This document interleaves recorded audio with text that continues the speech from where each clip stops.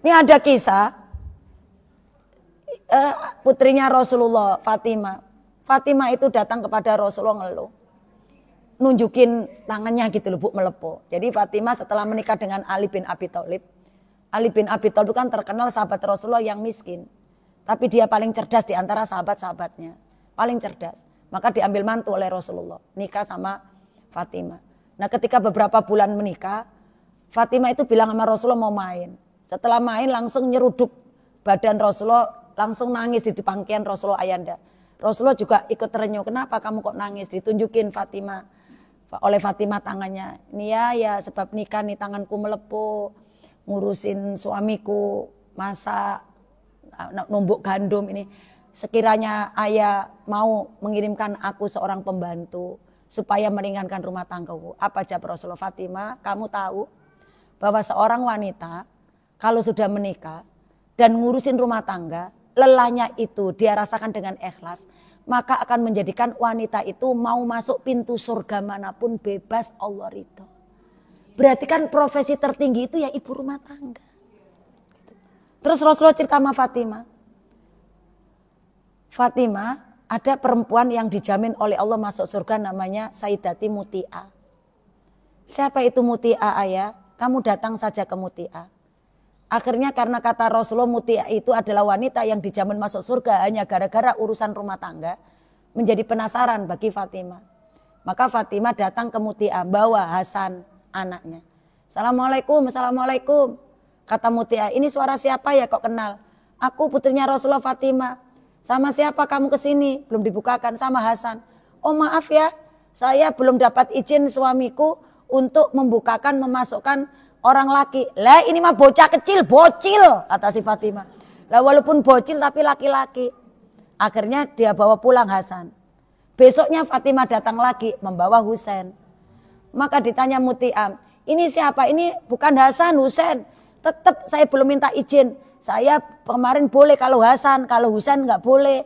Akhirnya Fatimah hari ketiga bawalah si Hasan Husain. Diizinin masuk.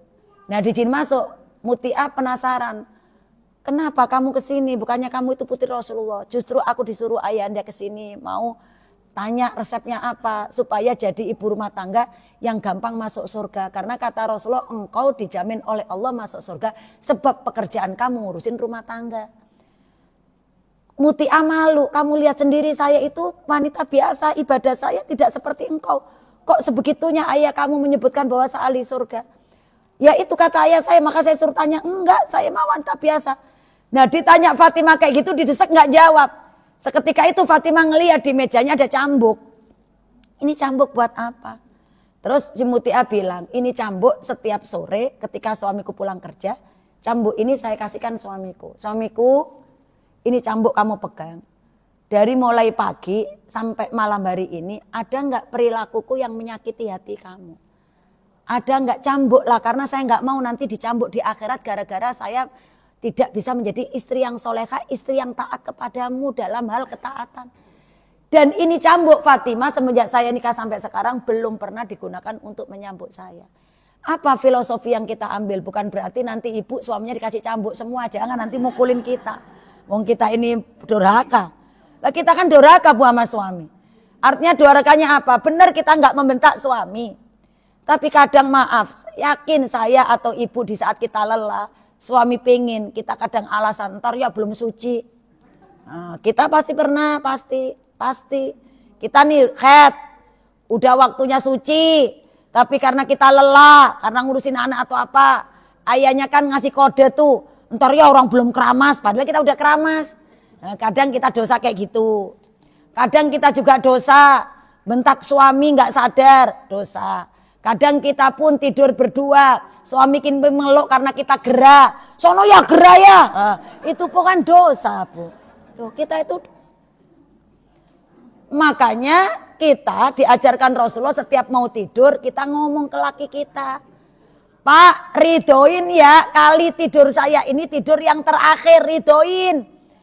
Kalau suami saya, kalau saya mau tidur, Pak maafin ya, kali tadi pagi, hari ini tadi saya ngomelin, saya kan cerewet, udah dari dulu lo cerewet, gua tahu. Tapi lo ridho enggak Pak? Ya ridho lah, kalau enggak ridho udah dari dulu bubrah. Nah, kayak gitu tuh yang penting ridho gitu loh. Karena Kecerewetan seorang istri itu kadang diperlukan. Memang istri itu harus cerewet. Selama cerewetnya dalam alur tidak keluar dari rel syariat. Contoh cerewet yang dibolehkan. Suami ibu dari mulai jam 10 sampai beduk itu ada adzan pura-pura nggak denger. Nganuin burung terus.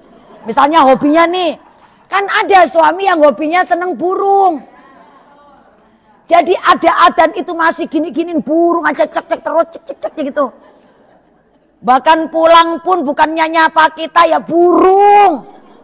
Ada yang suami senengannya mancing, bolak-balik nganuin pancingannya terus ada adzan pura-pura tuli. Ada suami yang dulu pada saat itu batu akik yang lagi viral. Batu akik tuh. Jadi digosok terus. Nah, itu kita boleh cerewet. Ya Allah ya udah tua. Itu loh adzan ya, cepetan ke masjid ya. Itu boleh. Yang nggak boleh bawel itu yang nggak ada hubungannya dengan syariat. Contohnya apa? Suami naruh anduk miring, biarin. Suami nyapu kurang bersih, bantu kita ya biarin. Suami ngambil baju di lemari nggak rapi kayak kita ya biarin. Emang tugas kita yang rapiin, itu nggak perlu marah, gitu loh.